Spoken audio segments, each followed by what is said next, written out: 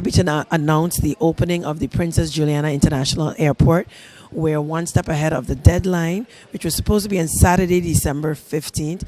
So we're happy today. You know, it's part of the package one, temporary operations for the terminal building. So reconstruction is still ongoing in the other areas because we've just officially opened the ground level of the Princess Juliana International Airport.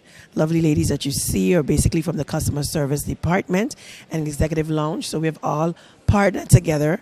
They're very happy to be moved out of the departure pavilion and now is here and making sure that you can come by and ask any question possible about the new setup that we have.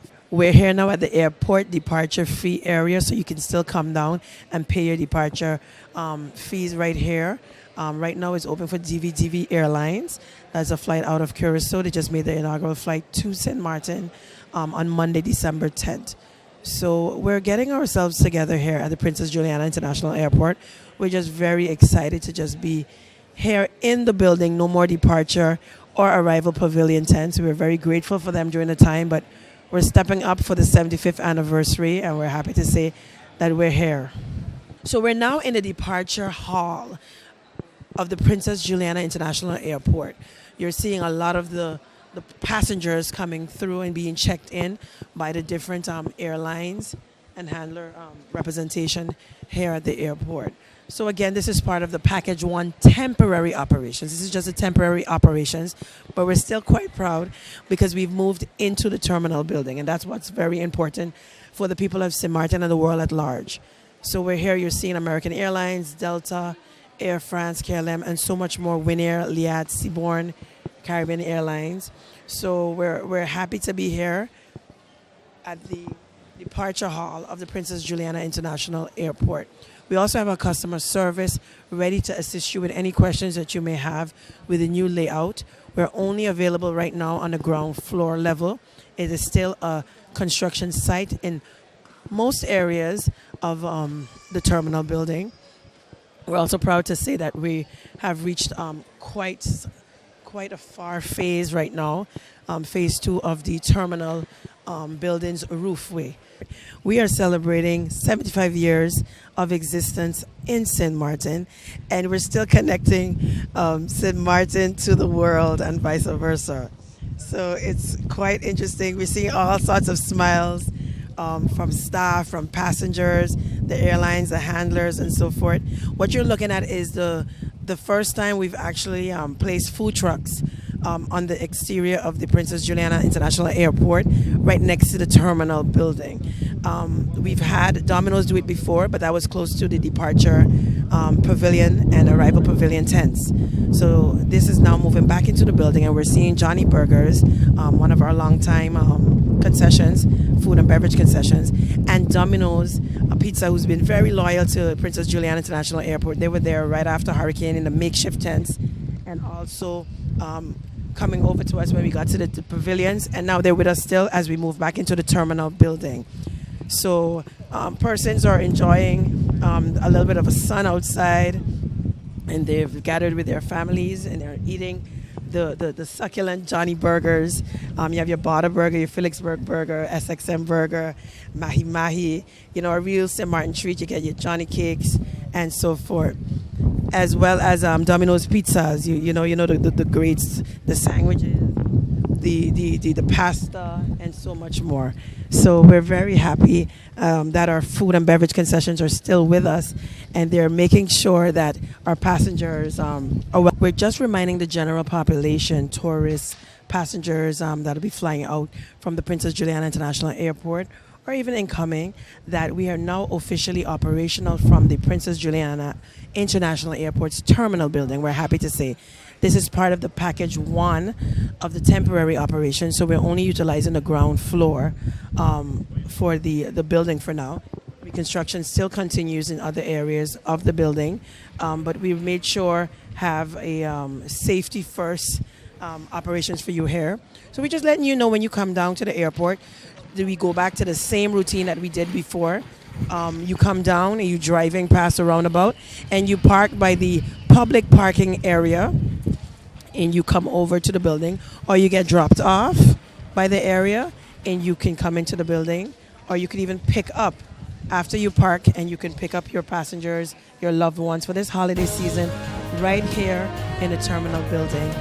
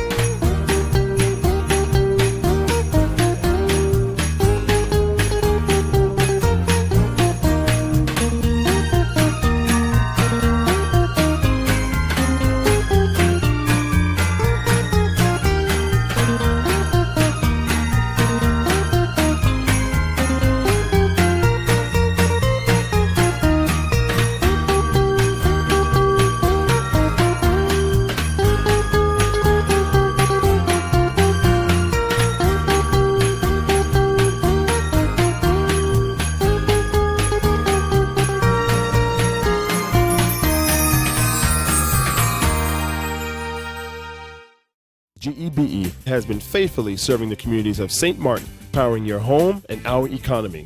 Come rain or shine, our qualified team of professionals are working hard 24 hours a day to provide you and your family with safe, reliable electricity and water. We use the latest technologies and test our products daily to maintain the highest international standards.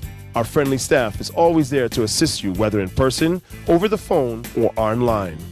We are committed to constantly improving our products and services, making them more efficient, effective, and environmentally friendly to serve you better today and our next generation of clients tomorrow. GEBE, powering a brighter future. Our friend Megawati is here with tips to save you energy. 1. Turn your airco temperature up. 2. Use a ceiling fan instead. 3. Buy energy-saving products. Save some green with NVGEBE.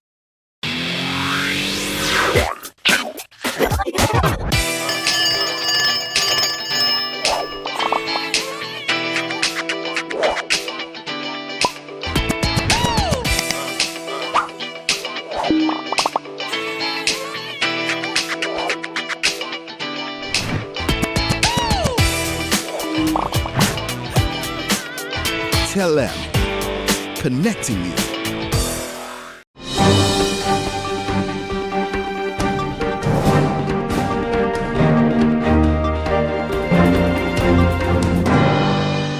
For me, I've been very interested in getting more information on what some of the things are that the people of St. Martin, I mean, you hear about it, you see it when you do your road work and you meet within the community. And I've heard the government speaking over time about, especially post-hurricane, even though a lot of the information provided here this morning, very detailed information, not only on some of the things going on in the island, but an elucidation of articles that we can do a further study on, as well as utilize in putting forth, whether it's motions, arguments, legislation, proposals for policies, etc. And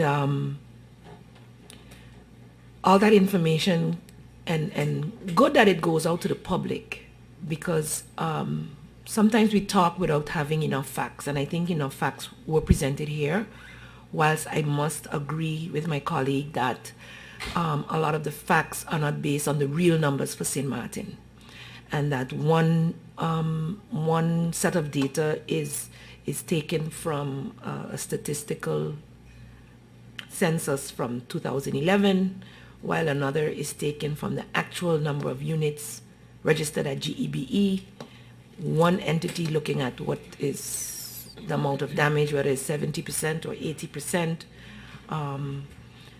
And I believe at certain times within the presentation, and that point I would like to ask Mr. Jason to clarify, in describing damaged units, around 13,000. Afterwards, the data was talking about 13,000 in poverty. So I'm not sure where you're getting that poverty number from.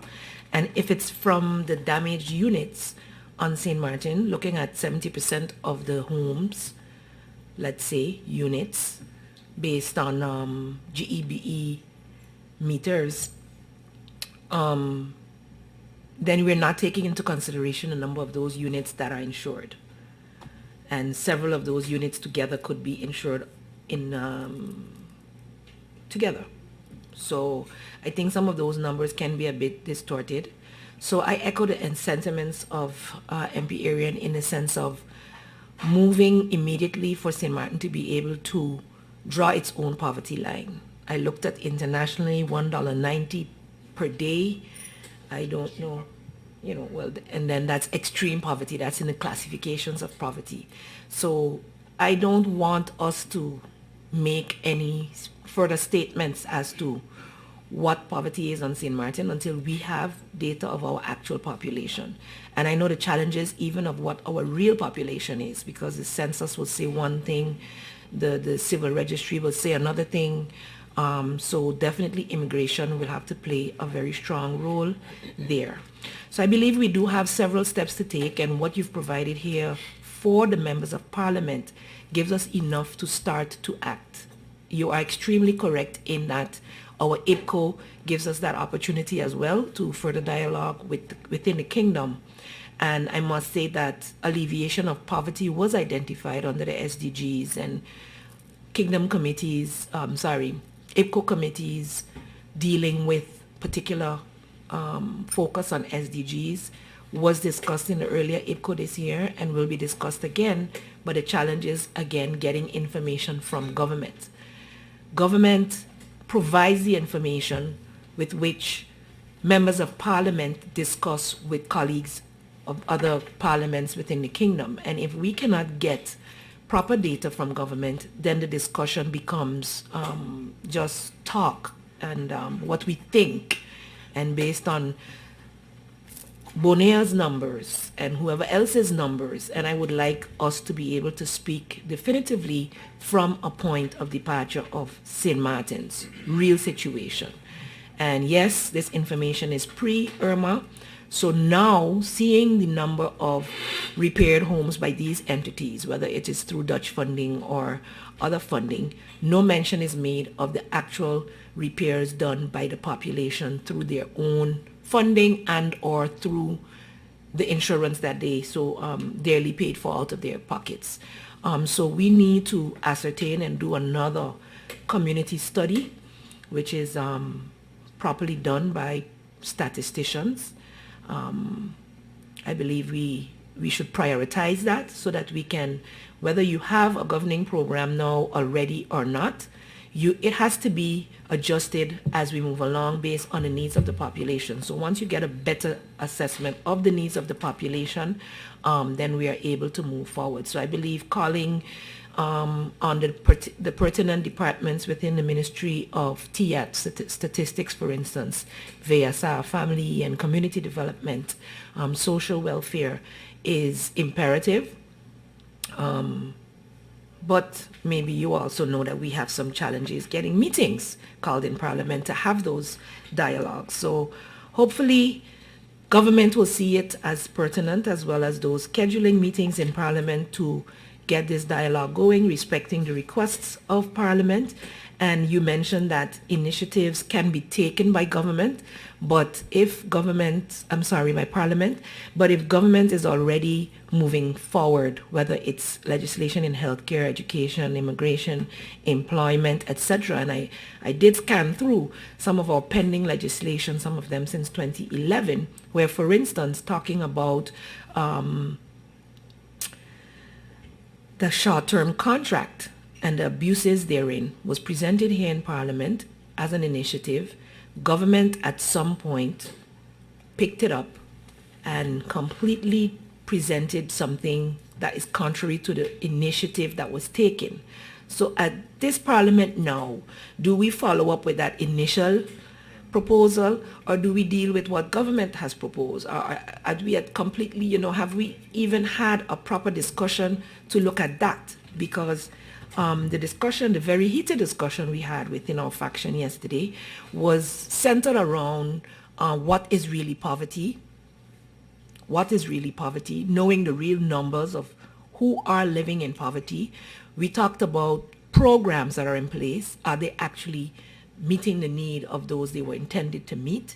And so proper evaluation of the current programs and the expansion of them whilst looking at what is coming into the pockets, because I think there are programs, but they're insufficient. And then when I looked at the draft budgets, I'm not seeing an increase in those programs. I'm not seeing money going there. I'm seeing money going towards consultants, but that's a whole other discussion again.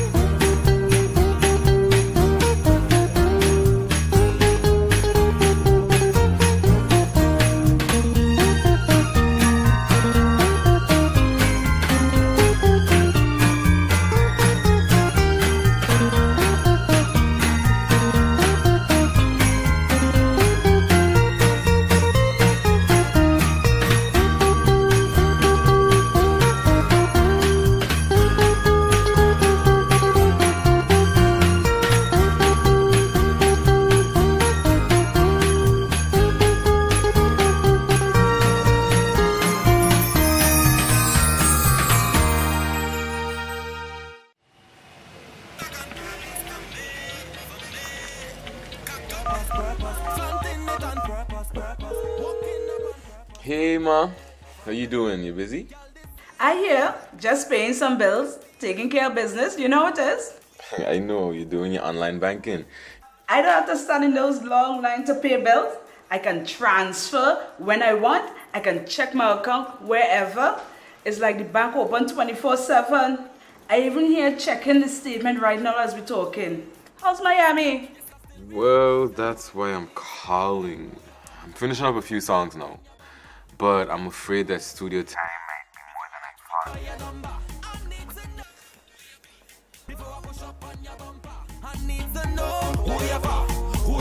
thought. And I was wondering if I could get some help with some funds, and I could pay you back as soon as I get back to St. Martin. Let me check my account. How much you need? I think 500 should be enough. I can transfer it to you while online. Direct from me to you. No problem. Great. Thank you so much, Ma.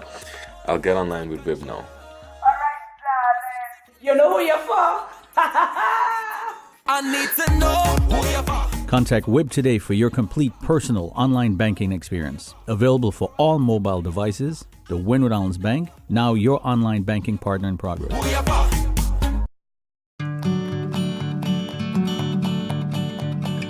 It's been said that behind every door, possibility awaits.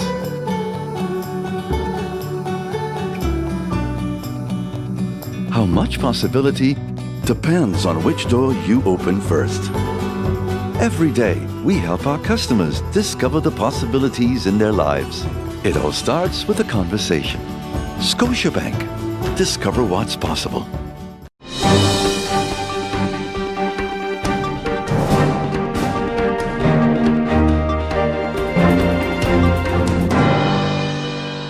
We agree with all those parliamentarians that want to see our own data, our own figures. Research has to be done for that. What we did in Parliament is we came up with an argumentation model. We presented in Parliament how in the Netherlands people are being treated not to be in poverty, and how in the Bonaire, Statia and Saba Islands not even minimum social allowances are being addressed and defined. Not even a minimum wage not to be in poverty is defined. And that whole discussion taking place within the Netherlands and in the second chamber and in the government that doesn't want to do it shows you that they treat our people in this side of the kingdom unequal. We use that argumentation model to say, what about the ones in the countries on this side of the kingdom? So if even in the Netherlands itself, Bonaire, Statia and Saba are not being treated equal, how much more unequal are we being treated? And so with the figures of, for instance, how is the minimum wage in the Netherlands and how is the minimum wage in St. Maarten, the parliamentarians could see what they always believe, that minimum wage is minimum wage, that's okay. Even they said that minimum wage has to become a living wage. How much should it be for you not to be in poverty? That is what we brought up, for them to understand that whatever the figure, whatever the definition that you will come up with, if the result is that people cannot survive with that amount of money, then they are in poverty. Then you are violating their human right. And so for you to look for a solution, you have to come up with what is needed for people not to be in poverty, and how we illustrated that most probably the figures for St. Maarten will be higher than for Bonaire, because a Dutch Institute of Economic Systems did a research here on the food prices since 2010 till 2017. They finished their research just before the hurricane. And what was their conclusion? That in St. Maarten the food prices are much higher than everywhere else in the kingdom, even in the region. It increased for more than 50%, whereas others had smaller increases. And that could not be allocated to transportation costs. So what they are identifying is that the way of doing business in St. Maarten brings you to a higher cost of living, makes cost of living much higher than in the other parts of the kingdom. Now, with the figures of the Netherlands presented for people not to be in poverty, and with this information that the cost of living here much higher than in the Netherlands, forget about Bonaire, higher than the Netherlands, as well as in Bonaire, as well as in St. Maarten, as well as here in the Caribbean part of the kingdom, cost of living higher than in the Netherlands, the minimum wages, the social allowances should be higher for people not to be in poverty. And so that argumentation model, you can jump high, you can jump low. But as elected representatives, they have to do the same as we did. Compare, look at what is our right, and then stand up for our right. So they have to bring this to the understanding of government, that they also can come up for our rights. And we are still looking forward to the opportunity to dialogue with the Council of Ministers, because it's not only the Prime Minister, it's not only the Minister of Social Development, Public Health, Labor, it's all the ministers. Minister of Romy, it's Minister of Finance, it is the Minister of Tiat. All of them have to provide us with solutions that we see that they can address for us to be out of poverty. How seriously do you think Parliament paid attention to what you just finished said here, to your presentation to Parliament? Are they really serious about really helping those people that is in the situation between the labor and people are homeless? If I tell you what the people in the street is telling us of our press conference information, our insistence that the situation is unlivable for most of the people because they experience it too. The parliamentarians, the politicians, they know what the people feel and what they think too. So everything that we brought up can be verified. Just talk with the people and you will know. We saw that one of the opposition parties in their press briefing of last week started to use and make use of the fact that the anti-poverty platform has presented this reality to Parliament, which is a good thing because we have just presented the figures based on the available documentation and information in this island. Whoever wants to double check it, go to all those instances that we have mentioned, go into all these reports and you will find the same data. So at the end of the day, it's not a matter of only look at the data, it's a matter of solve my problem. And for making it easy to understand for each parliamentarian, if you know what is the minimum wage, 1,500 guilders, and you know what is your salary, 18,000 guilders or more, go and live on 1,500 guilders. Then you will understand what the people is feeling, how they suffer, and how they can't make the ends meet. And even when you with your 18,000 guilders have been paying a lot of taxes, you still have more than 10,000 guilders left. That is not the amount that people take home for their families. So we cannot explain it louder. The people cannot survive with what they get as minimum wage, with what they get as social allowance, with what they get as social pensions. So whatever is their role in Parliament, come up with legislation that takes out of poverty.